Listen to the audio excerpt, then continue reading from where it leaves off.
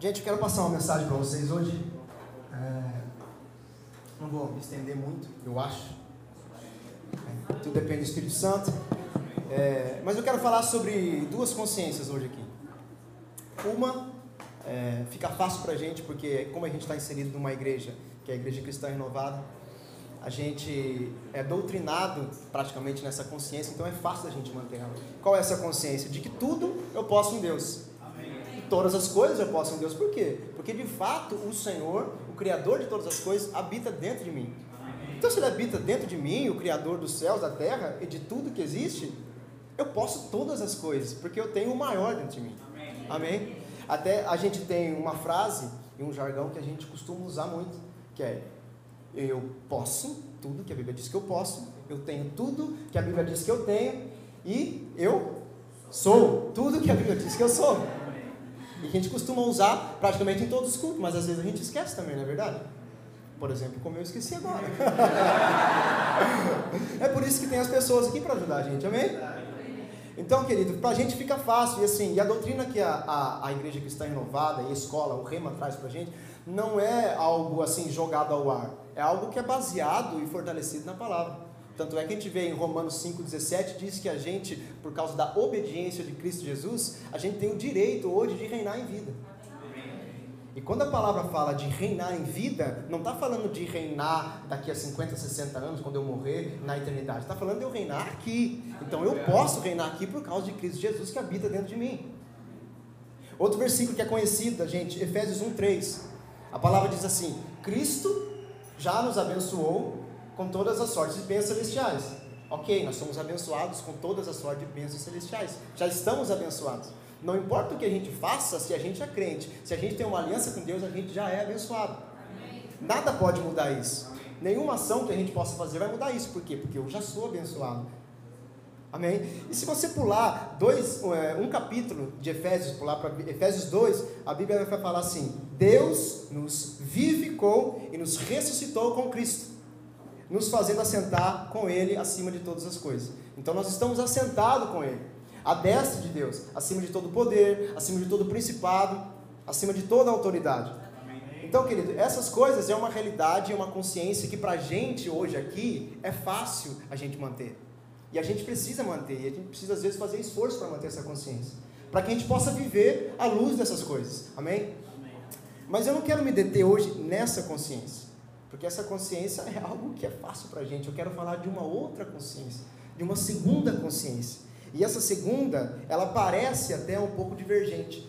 Ela parece ser antagônica uma com a outra, mas na realidade as duas juntas, trabalhando em conjunto, elas convergem para o mesmo ponto. Elas convergem para um ponto. E qual é o ponto? Deus. Na verdade, Ele não é o meu alvo, o autor e consumador da minha fé. Então, eu trabalhando essas duas consciências juntas, eu vou conseguir cumprir a minha carreira, fazer o que eu preciso fazer aqui, o propósito que Deus tem para mim, e eu vou alcançar o que eu quero alcançar, que é Deus. Amém? E essa consciência nada mais é do que: sem Ele, nada podemos. Sem Ele, nada temos. Sem Ele, nada somos. Então, presta atenção. A primeira consciência é: eu tudo posso. Eu tenho tudo. Eu sou tudo. Eu faço tudo. E a outra consciência: eu não sou nada. Eu não tenho nada. É divergente, não é? Não é antagônico. Mas é que com Ele eu posso todas as coisas, mas sem Ele eu não posso nada. Amém? Dá para entender? Então eu queria que você abrisse a sua Bíblia. Se você trouxe ela, se você trouxe seu celular, você vai se conectar a ele. Mateus 5, no versículo 3. Aleluia. A gente vai falar do Sermão da Montanha, talvez o sermão mais famoso de Jesus Cristo.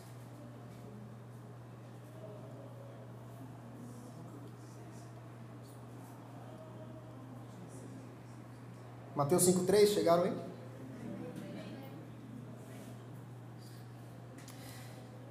Jesus diz assim: bem-aventurados os pobres em espírito, pois deles é o reino dos céus. Essa é a versão NVI. Existem algumas versões diferentes que eu vou ler para vocês não vão abrir.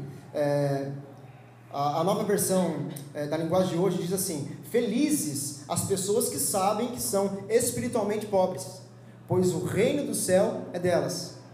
E uma outra versão, eu particularmente gosto ainda mais, que é a nova versão viva, e essa aqui eu traduzi do inglês porque eu não achei em português, ela está assim: abençoados são aqueles que entendem sua necessidade por Deus. Então Jesus começa o sermão da montanha dizendo: bem-aventurado, felizes.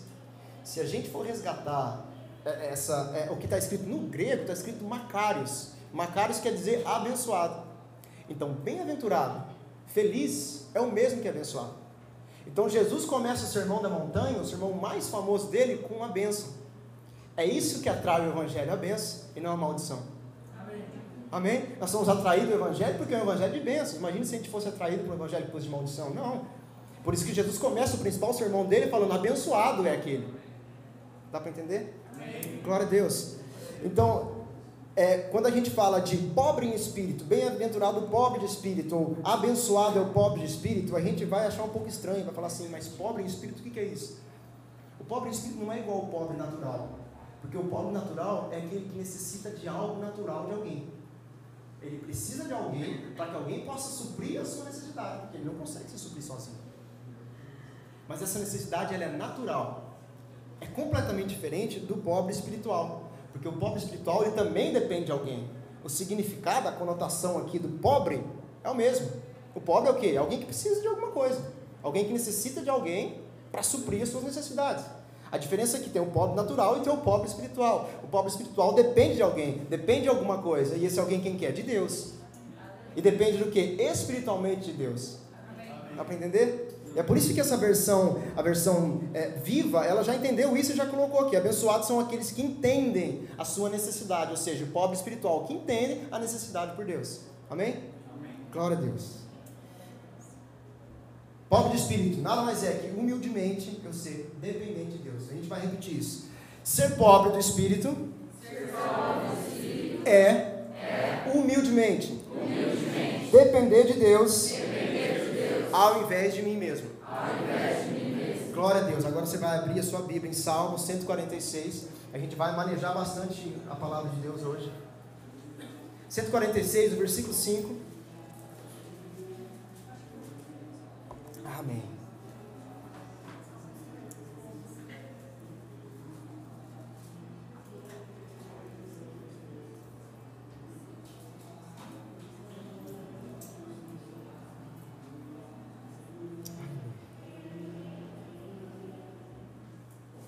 A Bíblia diz assim, chegamos?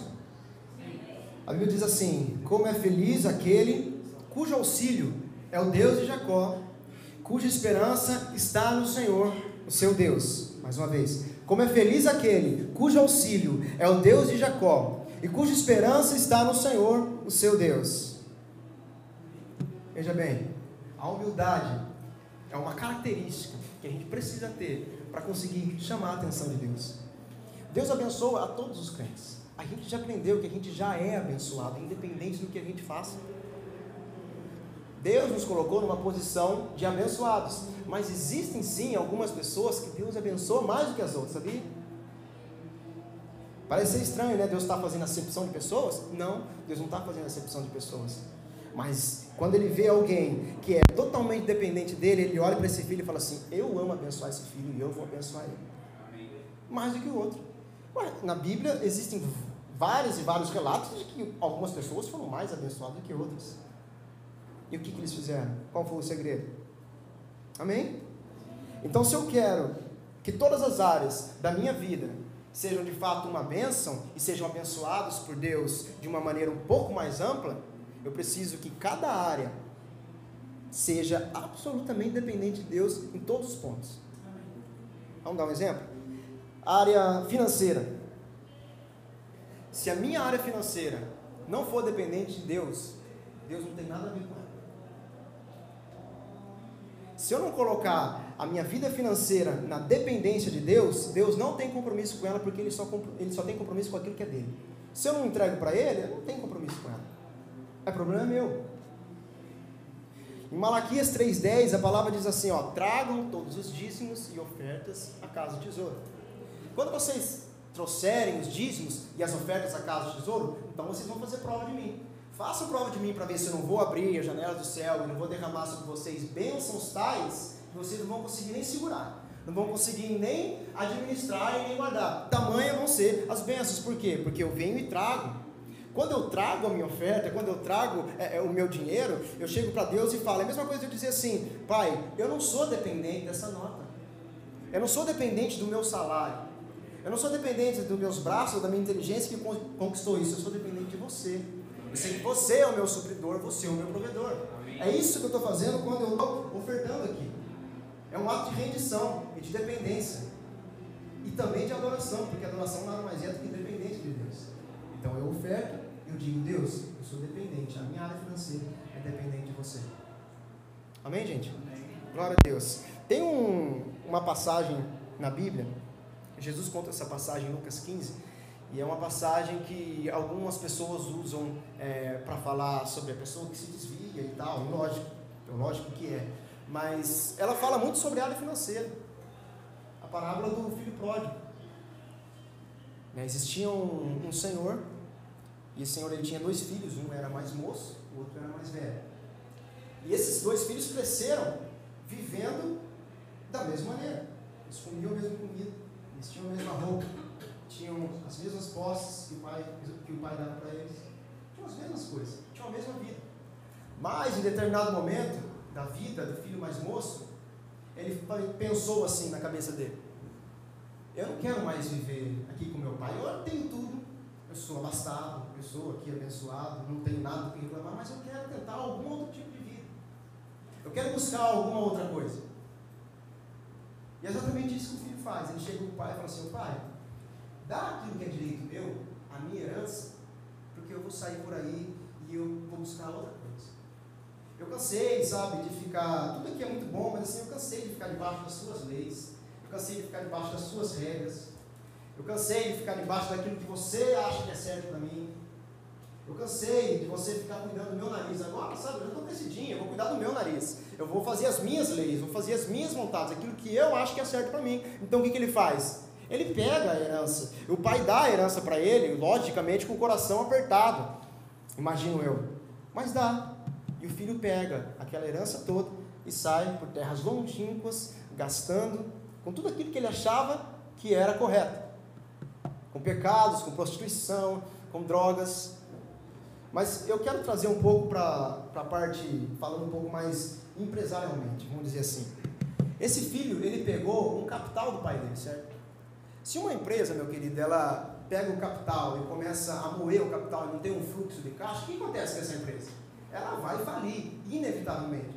Esse filho, ele tinha um fluxo de caixa, vamos entender assim, na casa dele.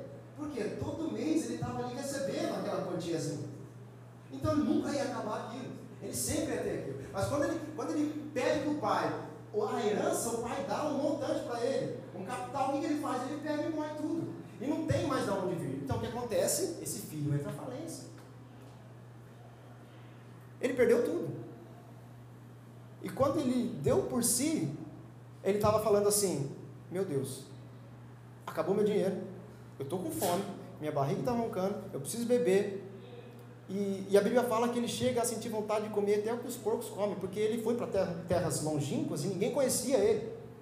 Ele sente vontade de comer aquilo que o porco comia. Então ele cai em si, ele se arrepende, ele fala, olha, os empregados do meu pai, eles comem muito bem, eles bebem muito bem, e eu que sou filho, tenho direito a tudo isso, vou ficar aqui comendo comida de porco. Ali naquele momento ele se arrepende e volta.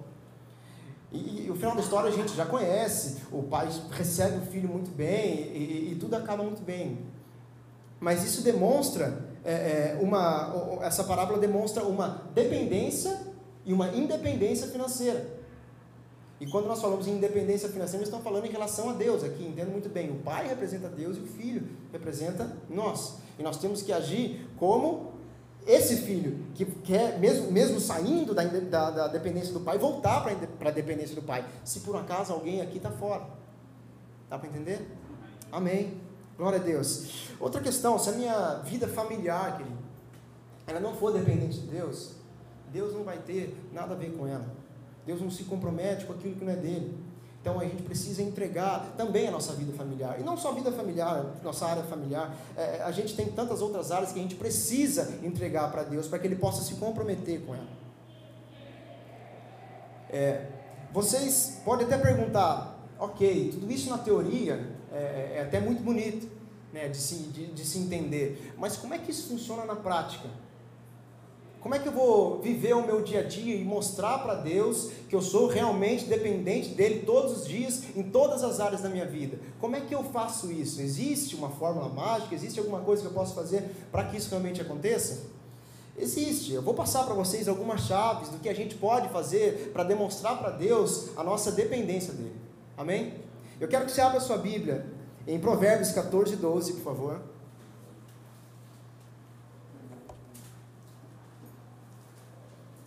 Glória a Deus.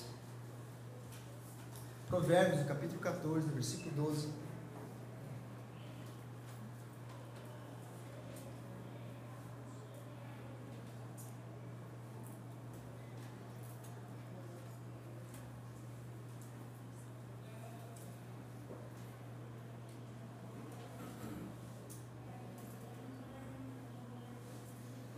A primeira chave, querido, para que eu possa demonstrar para Deus que eu sou realmente dependente dEle, é que eu preciso depender da sabedoria de Deus e não da minha. E Provérbios 14, 12 diz assim: há caminho que parece certo ao homem, mas no final conduz à morte. Vou falar de novo. Há caminho que parece certo ao homem, mas no final conduz à morte. Eu não vou pedir para você levantar a mão, mas quem daqui já recebeu alguma proposta ou alguma coisa que cria, quando bateu o olho naquilo, cria piamente, nossa, vai dar certo isso vai funcionar, seja em qualquer área, seja uma mulher para casar, seja um dinheiro, um negócio, e aquilo veio para você e você falou assim, cara, só faltou falar, é de Deus, e 1 mês, 2 meses depois, tudo afundou. Eu não vou pedir para você levantar a mão, não precisa levantar, mas eu posso levantar a mão, sem problema algum. Isso aconteceu, não aconteceu? Eu vou até citar um exemplo. Quem aqui? Não quero que você levante a mão, tá? Não levanta a mão porque eu não quero te constranger. Mas eu vou levantar porque aconteceu comigo. Quem aqui perdeu dinheiro na Telex Free? Agora, faz o seguinte, olha pra frente, dá um sorrisinho assim, do jeito que você está fazendo, para ninguém saber que é você. Não, eu perdi dinheiro na Telex Free. Você sabe por quê? Porque algumas vezes a gente dá ouvido para a nossa alma. E a nossa alma, ela adora se envolver, se entrelaçar com as nossas emoções, os nossos sentimentos. E querido, deixa eu te dizer, quando você não consegue administrar o seu sentimento, a sua emoção, ele vai mentir para você. É perigoso. É perigoso. A nossa alma, ela se envolve com emoção. A nossa alma se envolve com os sentimentos. É por isso que os homicídios, a maior parte deles, homicídios e as coisas ruins que acontecem, sei lá, o marido que bate na mulher, o que acontece? É uma reação de fúria, porque ele foi dominado por aquela raiva momentânea. Se ele não souber controlar aquilo, vai se dar mal, vai ter problema. A nossa alma se envolve com isso. E as nossas decisões é a mesma coisa. Se a minha alma, se eu me envolver com a minha alma nisso, eu vou me dar mal. Vai dar errado o meu negócio, não vai funcionar. Se a gente fala e a gente lê na palavra que Deus detém toda a sabedoria e ciência, por que a gente tem que precisar ficar dependendo da nossa alma e dando ouvidos para a nossa alma, sendo que ele é tão lento? A nossa alma tem que ficar, sei lá, 15, 20 anos estudando, para depois, com 20 e tantos anos de idade, você conseguir se formar e ganhar um salarinho mais ou menos. Não é assim? E Deus tem toda a sabedoria e toda a ciência, fez todas as coisas, a lei da física, a lei da química, tudo que se pode existir no universo, e a gente não consulta ele, a gente pensa aqui, ó, a nossa mente, está errado. Amém? Amém. A palavra diz em Provérbios 3:13 assim, ó, bem-aventurado o homem que acha a sabedoria, e a pessoa que encontra o entendimento, pois a sabedoria ela é muito mais proveitosa que a prata, e o lucro que ela proporciona é maior que o acúmulo de ouro fino. Se a gente voltar um pouquinho, Provérbios 3 diz assim, ó, confia no Senhor de todo o seu coração e não se apoie no seu próprio entendimento. Olha só o que a Bíblia está falando. Não se apoie no seu próprio entendimento.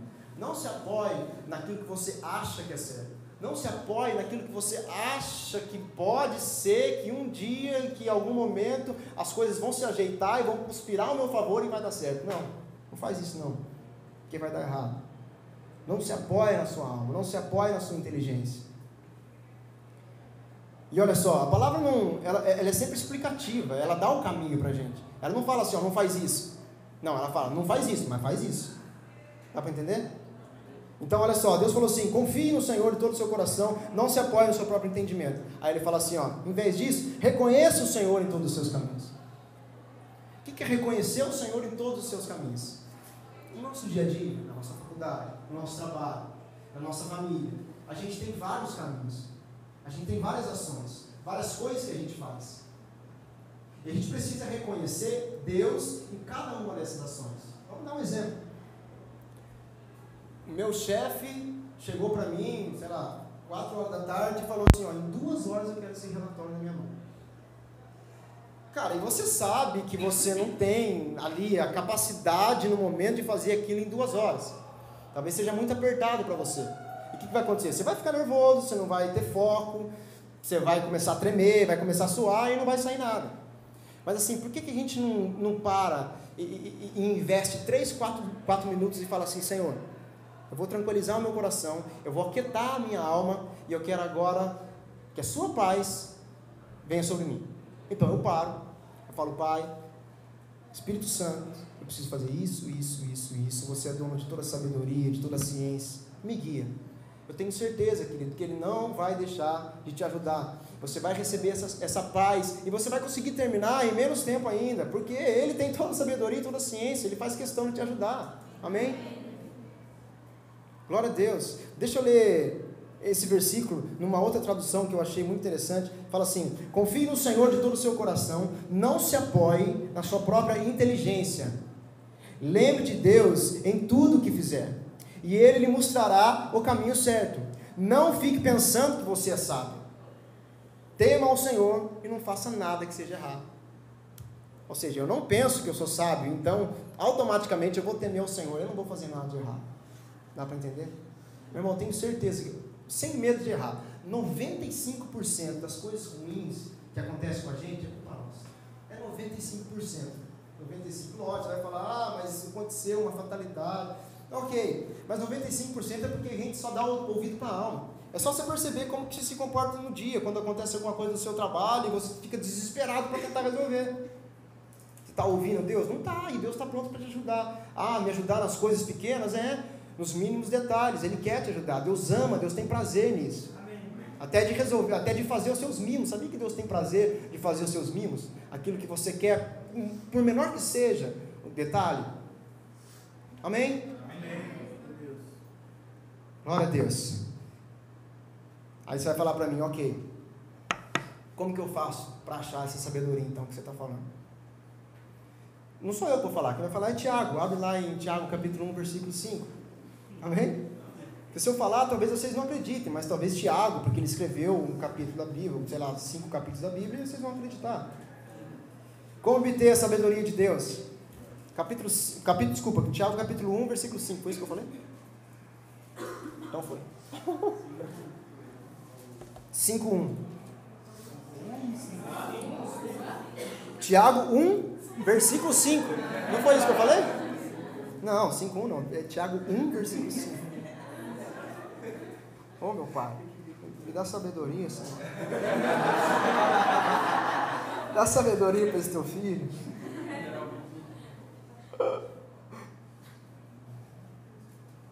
Amém. A palavra diz assim: se algum de vocês tem falta de sabedoria, peça a Deus, que a todos dá livremente, de boa vontade, ele será concedida. Outra versão, vocês vão perceber que eu gosto de pegar outras versões. Mas se alguém tem falta de sabedoria, peça a Deus, e Ele a dará, porque Ele é generoso, e Ele dá com bondade a todos. Olha só, a palavra de Deus diz que Deus dá sabedoria com generosidade. Ele é generoso em dar sabedoria. Então Deus não tem interesse nenhum que você tome uma decisão errada. Deus não tem interesse que você perca dinheiro na Telex Free, não, meu irmão. Deixa eu falar, se você perdeu dinheiro nessas coisas é porque, eu não vou falar o que eu gostaria de falar, mas assim, você perdeu nessas coisas porque você deu ouvido para a sua alma, deu ouvido para Deus, porque Ele não tem interesse que você perca nada na sua vida. Ele não tem interesse que nada dê errado na sua vida. Esquece isso. Tá? Isso é conto de fada da religião, não existe isso. Amém? Então, se você precisa de sabedoria para resolver qualquer tipo de situação, o que você faz? Você pede, você se comunica com Deus. Você não fica pensando assim, não fica pensando na sua cabecinha, você tem que abrir a sua boca e falar.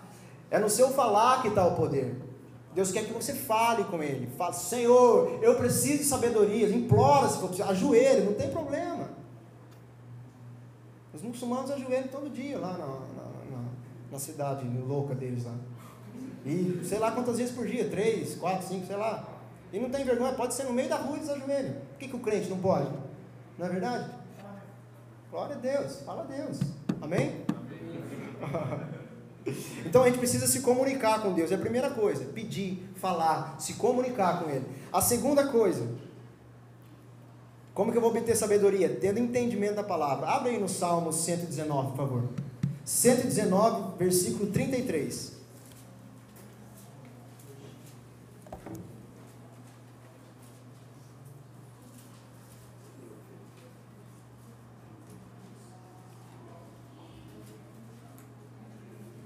Aleluia.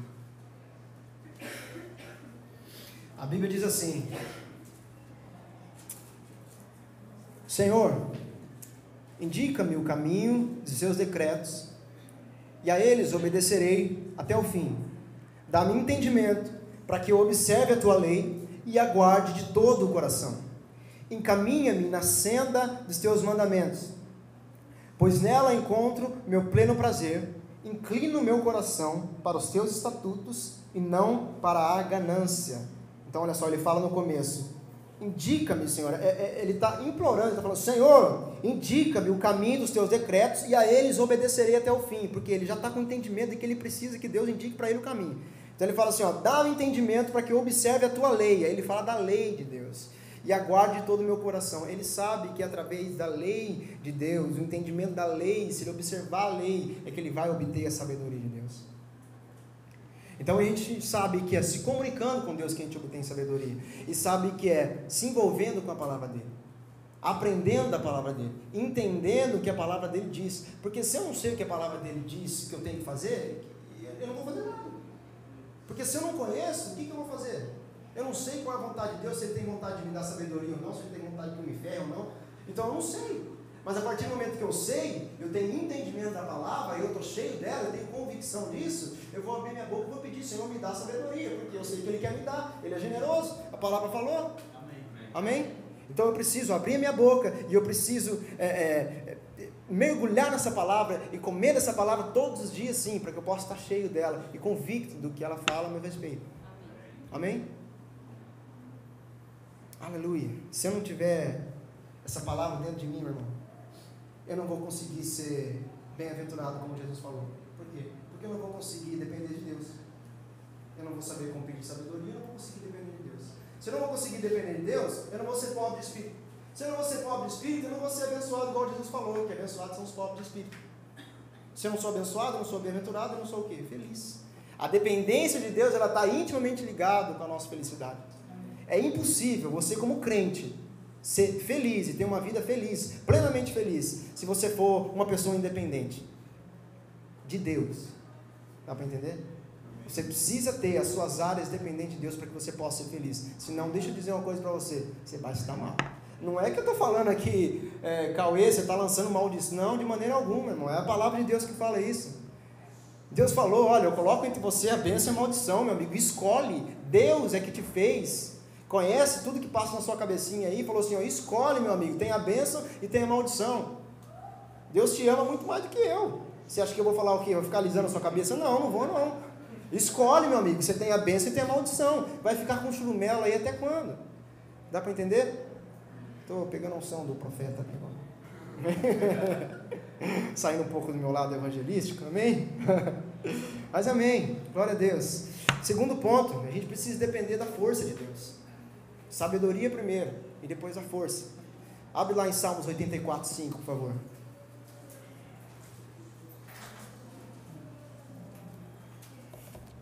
Aleluia. Glória a Deus. Agora a coisa começa a ficar melhor. Já estava boa, começa a melhorar.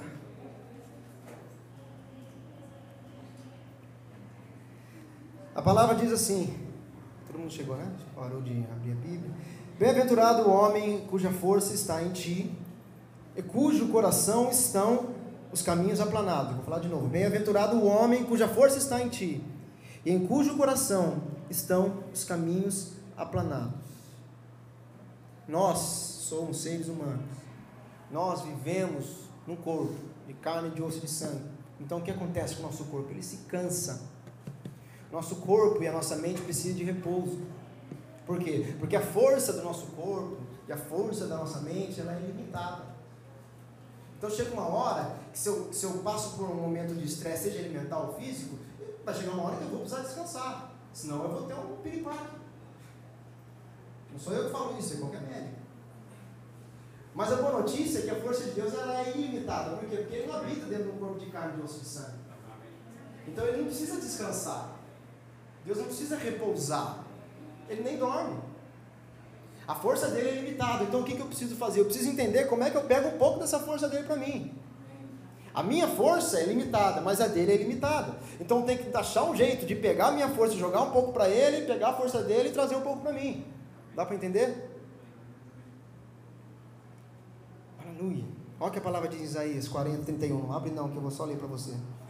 Mas aqueles que esperam no Senhor renovam as suas forças. Eles voam bem alto como águias. Eles correm e não ficam exaustos. Eles andam e não se fatigam.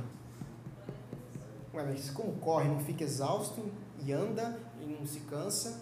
Nosso corpo não é limitado? Eu não tenho um corpo de carne, de osso, de sangue, eu não vou precisar descansar. Como é que a palavra aqui, que Isaías está louco? O que ele está falando? Que eu vou correr e não vou ficar exausto? Por quê? Porque Isaías entendeu que aqueles que esperam no Senhor, que dependem do Senhor, eles vão pegar um pouquinho da força ilimitada de Deus e vão trazer para eles. Amém? Amém? Jesus falou, olha, o meu jugo, o meu fardo ele é leve, troca comigo. A minha força é ilimitada, a sua é ilimitada, troca comigo. Eu tenho que aprender a capturar um pouco dessa força. Amém? Glória a Deus. O Salmo 73 diz assim: o meu corpo e o meu coração poderão fraquejar, mas Deus é a força do meu coração.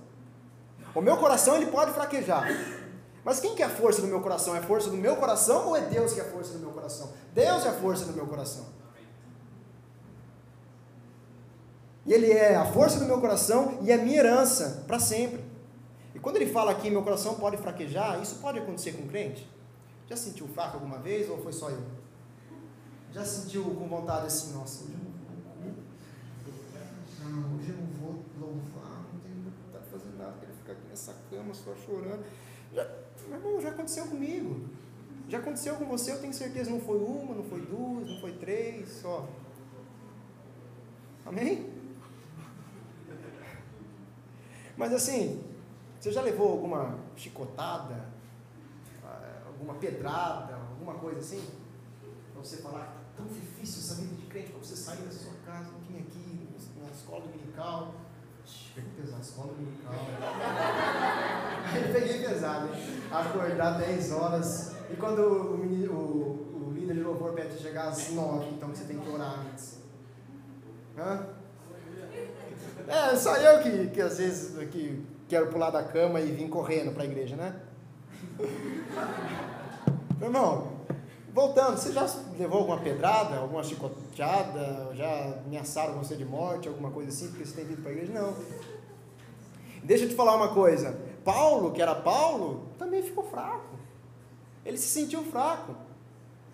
Talvez você possa pensar, mas ele levou uma pancada, o nego estava atrás dele para matar ele. Mas olha só, ele diz assim, 3 vezes eu roguei ao Senhor que tirasse isso de mim. A palavra diz que foi enviado um mensageiro de Satanás, é uma perseguição violenta.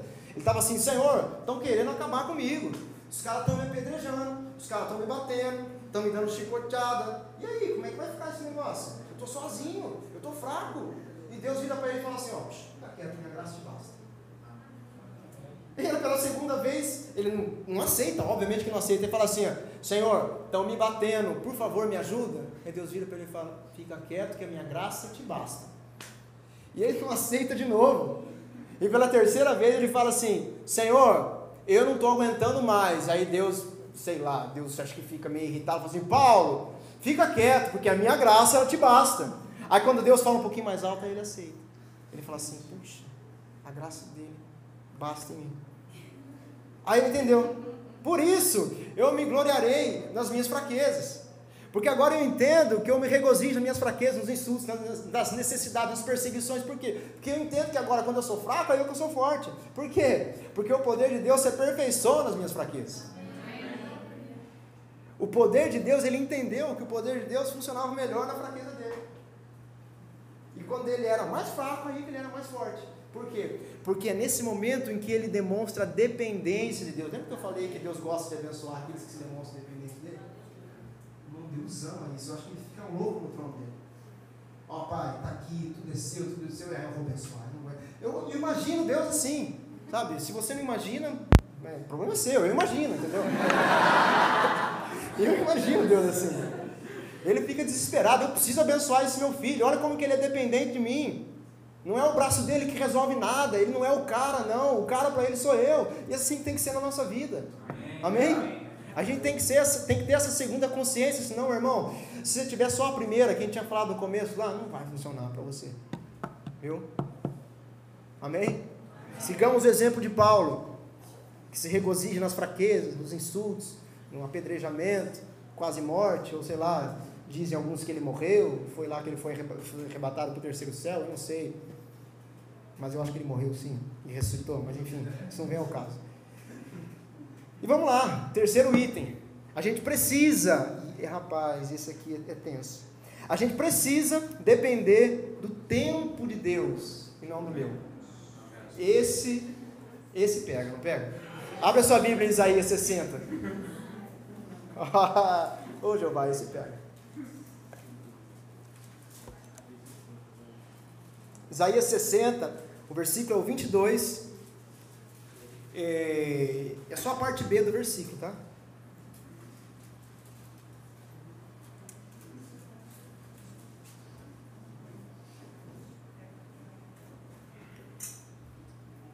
Aleluia. Fica tranquilo que a gente já está acabando. Não precisa ficar desesperado. Eu sou o Senhor, e na hora certa farei que isso aconteça depressa. Talvez sua versão seja um pouco diferente, mas é isso que quer dizer. Eu sou o Senhor, e na hora certa, ou seja, no momento certo, na hora que eu quiser, na hora certa, farei que isso aconteça, e depressa. Vai acontecer depressa, mas na hora certa. Não é vai acontecer depressa agora. Não, vai acontecer depressa, só na hora certa. A hora que acontecer, vai ser assim. A hora que tiver que acontecer, vai ser assim. Dá para entender? Então essa é a estação do esperar. Isso é um grande problema, eu vejo como um grande problema, muito mais para nós do que para todos os outros.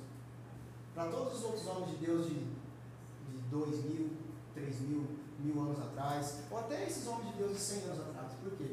Porque hoje a gente vive numa sociedade que doutrinou a gente de que a gente não pode esperar nada. Não é verdade? Eu não estou mentindo. Porque se a gente estiver esperando alguma coisa e não estiver fazendo alguma coisa produtiva, eu estou sendo roubado. É isso que a sociedade fala para a gente. Vou dar um exemplo que vai parecer tonto. Se você fica 16 minutos na fila do banco, você já tem o direito de levantar, xingar o caixa, xingar o gerente e ainda processar o banco por danos morais. Porque você ficou 16 minutos na fila do banco, você não pode ficar 15, porque você teve um problema mental, por causa dos 16 minutos que você ficou na fila do banco, e você teve um problema psicossomático, que somatizou no seu corpo, e agora você está doente, está com síndrome daquilo e daquilo outro, e crise de ansiedade, porque você ficou 16 minutos na fila do banco. Nós somos doutrinados a isso. Porque ficar na fila do banco não é produtivo. Faz ser produtivo. Tira o seu celularzinho aí, não fica no Facebook, tira o celular, pega uma Bíblia, pega alguma coisa e lê. Ou então fica orando baixinho em língua. Se você quiser orar alto também, o problema é seu. Mas assim, sabe, faz isso ser produtivo de algum jeito. Amém? Se você não gostou da fila do banco, então eu dou um exemplo mais simples, né, que é dos dias de hoje, da vida contemporânea. O fast food. O fast food já está falando, já é fast. Aí o que acontece? Você chega no drive-thru, o que você vai fazer? Você paga com a mão esquerda e pega com a direita. Já é fast, você quer acelerar ainda mais. Você chega, passa o cartão aqui, já pega com a direita e vai embora. Ou seja, nós estamos doutrinados, cara, a ser rápido, a não esperar nada. E essa doutrina, ela vai de encontro com uma doutrina de Deus, que é: você precisa esperar. Sabia? É uma doutrina, é uma regra de Deus. O tempo de espera. Aconteceu com todo mundo na Bíblia. Aconteceu com todos os grandes pregadores de anos atrás. E se você quiser ser alguém que vai cumprir a vontade de Deus aqui nessa terra, vai acontecer com você. Amém? Amém. Pra você ter uma ideia dessa questão de esperar, eu tinha 15 anos. Eu era um crente fervoroso. E eu tocava violão, tocava louvor. E tudo que eu queria ser um pastor. Queria ser um pastor, um pregador, e andar pelo Brasil todo tocando meu violão e cantando e tal. E foi numa época em que o David Keelan nem era famoso ainda, assim, da maneira que ele é hoje. E o cara chegou lá com um congresso, né? Cara, minha vida mudou. Eu vi aquele homem, meu Deus do céu, é isso que eu quero na minha vida. E ele me trouxe uma unção de adoração muito forte na minha vida. Sabe? E eu comecei, depois que eu recebi aquilo dele, eu comecei a orar muitas horas por dia, porque eu pensava comigo assim: chegou, é agora, Deus falou comigo que eu vou ser um adorador e vou viajar pelo Brasil, então vai ser agora, vai acontecer. Eu tinha 15 anos de idade, eu fiz 30 esse ano, eu estou aqui pregando para vocês. E deixa eu te dizer uma coisa, hoje, nos dias de hoje, é que eu estou começando a ver alguns sinaizinhos de alguma coisa querendo acontecer. 15 anos depois, quando Deus falou: você vai ser um pregador, você vai viajar ao Brasil cantando, você vai viajar até outras nações cantando. Mas 15 anos depois eu estou vendo um comecinho agora. Mas sabe, para mim hoje é muito mais fácil, porque eu entendo isso.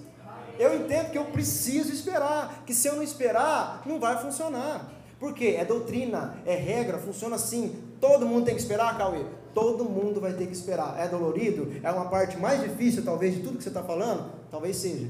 Mas você precisa esperar. E lutar contra essa sociedade que está te impondo essas coisas, que você tem que fazer todas as coisas. Eu estou pregando para mim. Minha mulher sabe que eu estou pregando. Não vou nem olhar para ela, porque ela sabe que eu estou pregando para mim. A sociedade... Aí a minha mãe também sabe. Está pregando que você tem que ser o cara mais acelerado e rápido e ser produtivo e fazer tudo, cara. Você não pode esperar nada, viu? E Deus está falando assim: eu não estou com pressa. Por que você está nesse desespero total? Não é verdade? As almas são minhas. As pessoas são minhas. E se eu não estou com pressa, por que você está tão desesperado assim? Você já ganhou a sua salvação, você já vai para o céu? Que desespero que é esse? Não é verdade? É lógico que a gente tem que querer fazer as coisas, mas assim, a gente precisa lembrar que tem que ser tudo no tempo de Deus. Eclesiastes 3 diz assim: ó, Deus preparou o tempo certo para todas as coisas, e demonstrou isso em Jesus Cristo. Olha só, 4.000 anos depois de Adão. Pensa bem, todo mundo depois de Adão que morria ia para o inferno. É óbvio que tinha um compartimento lá no inferno, que era o seio de Abraão, onde as pessoas ficavam no paraíso descansando. Mas assim, ficavam longe da presença de Deus. Por quê? Estavam no inferno. O inferno é um lugar onde você fica longe da presença de Deus. Então assim, imagina um cara que morreu depois de Adão e foi para o seio de Abraão, ficou 4.000 anos esperando o Messias. Deus, por que você não acelerou isso? Por que não foi mais rápido? Porque Deus faz as coisas no tempo certo. Então Deus falou assim: olha, na plenitude dos tempos eu vou mandar o Messias. E Deus esperou 4. O que é 4.000 anos para Deus? Para a gente? Mas para Deus não é nada. Então só depois de 4.000 anos. E Jesus veio, faz 2.000 anos que ele veio, foi embora, a gente está esperando ele voltar e estamos desesperados para ele voltar. E é óbvio, a gente está desesperado mesmo, eu também estou, confesso. Mas assim, é tudo no seu tempo. Amém? A gente não pode se frustrar com essas coisas, porque essa questão de esperar pode ser perigoso, porque a gente pode se frustrar com isso. A gente tem que tomar muito cuidado com isso. E saber que a gente tem que colocar, criar uma consciência de que a gente precisa esperar. E se for preciso colocar no piloto automático, meu irmão, que você vai ter que esperar, você põe no piloto automático e vai embora. Porque senão você ficar pensando, você acaba se frustrando. Amém? Amém. Eu espero que eu estou te ajudando, meu irmão. Espero que eu estou conseguindo te ajudar. Qualquer coisa você me procura depois e a gente conversa. Não tem problema. Um atraso não quer dizer uma negação. Não é porque Deus está atrasando alguma coisa que Ele está dizendo não. Não é porque Deus que Ele está atrasando, que Ele está dizendo não. Ele pode estar dizendo não agora. Daqui a pouco vai ser. Mas calma, tranquiliza o seu coração. Espera no Senhor. Renova as suas forças. Sobe como águias. Anda e você não vai cansar. Corre, você não vai precisar de repouso nenhum. Você não vai cansar. Você vai ter a minha força. Amém? Dá para entender? A gente está terminando, viu, gente? Eu queria só deixar alguns versículos de dependência. Eu queria que você gravasse isso no seu coração. Tem alguém que toca violão aí? Quem que está aí que toca? Faz sabor para nós.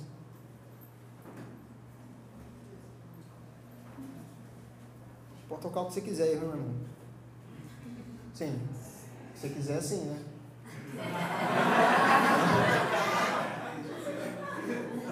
Faz um sol, um dó, alguma coisa assim. Você entendeu? Amém. Deixa eu deixar com vocês alguns versículos. Aleluia. Jeremias 10, 23 diz assim: Eu sei, ó Senhor, que não é do homem o seu caminho, nem do homem que caminha o dirigir os seus passos. Provérbios 16 diz assim: Do homem são as preparações do coração, mas é do Senhor que vem a resposta da língua. Ó Lucas 12: E quando nos conduzirem às sinagogas, aos magistrados e potestades, não estejais solícitos de como ou do que haveis de responder. Jesus falando para eles: nem do que haveis de dizer, porque na mesma hora vos ensinará o Espírito Santo o que vos convém a falar. Não podia ser mais fácil o Espírito Santo falar 4 horas antes de acontecer o negócio? Não, mas Deus quer o quê? Você chega lá e fica de frente com o cara vai apontar o dedo para vocês e vai falar assim diz o Senhor, porque vai sair. Dá para entender? Isso demonstra dependência, demonstra espera, confiança de que Deus vai cumprir. Amém? Provérbios 21, 31. Eu amo esse versículo, meu irmão. Olha só: Prepara-se o cavalo para o dia da batalha, porém do Senhor vem a vitória. A gente pode preparar o cavalo, pode preparar a armadura, prepara o seu arco e flecha, sua pedra, o que você quiser, meu irmão. A vitória vem dele. Amém? Amém? O último versículo que eu quero deixar com vocês. Eu tenho certeza do que eu estou falando. Tem gente aqui que às vezes pensa: Deus não responde a minha oração. Não, eu estou esperando demais, Deus não me ouve. A minha oração não passa do teto. Alguma coisa tem de errado com a minha oração. Querido, deixa eu te dizer uma coisa. Pode ser que demore, sabe? Eu conheço gente, cara, que ora por um propósito faz 30 anos e ainda não aconteceu. E continua firme. É muito mais crente que qualquer um de nós aqui. Então assim, vai chegar no tempo certo e vai acontecer. É o tempo de Deus, não é o nosso. Então fique em paz. Continua fazendo aquilo que a palavra diz para você fazer. Fica quietinho com o seu coração e vai dar certo. Porque Miqueias 7 diz assim: Mas quanto a mim, eu ficarei atento ao Senhor, esperando em Deus, o meu Salvador, pois o meu Deus ouvirá a minha oração. É afirmativo. O meu Deus vai ouvir a minha oração. O que eu fico fazendo enquanto isso? Eu fico atento ao Senhor, esperando em Deus, o meu Salvador. Posso colocar de pé em nome de Jesus? Aleluia. Eu queria que você fechasse seus olhos um pouquinho.